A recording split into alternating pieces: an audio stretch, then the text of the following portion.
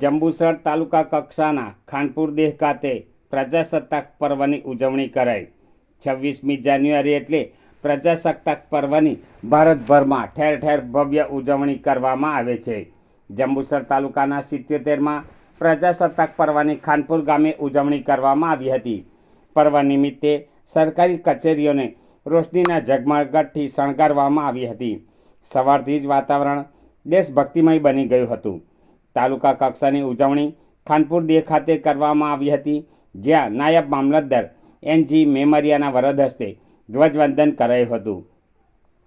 આ સહિત જંબુસર નગરપાલિકામાં શહીદોનું પૂજન પ્રમુખ અમીષાબેન શાહ તથા સદસ્યો, કર્મચારી મિત્રો, અગ્રણીઓ દ્વારા કરવામાં આવ્યું હતું અને પ્રાથમિક શાળાના વિદ્યાર્થીઓ દ્વારા પ્રભાત ફેરી યોજી જે નગરપાલિકા કચેરીથી કોટબારણા આઝાદ ચોક ખાતે પહોંચી હતી અને કોટબારણા ખાતે નગરપાલિકા પ્રમુખ અમીષાબેન વિરેનભાઈ શાહના વરદ હસ્તે ધ્વજવંદન કરાયું હતું।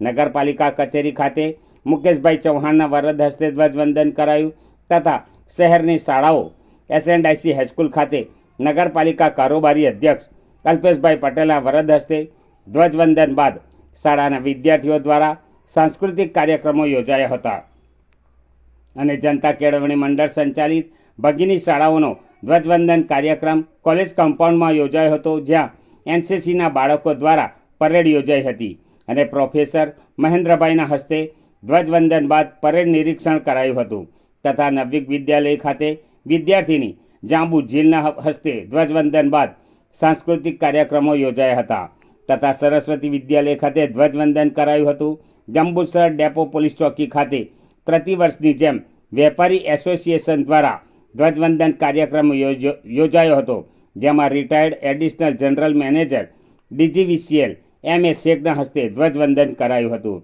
આજરોજ યોજાયેલ ધ્વજવંદન કાર્યક્રમમાં મોટી સંખ્યામાં અગ્રણીઓ, નગરજનો, બાળકો જોડાયા હતા।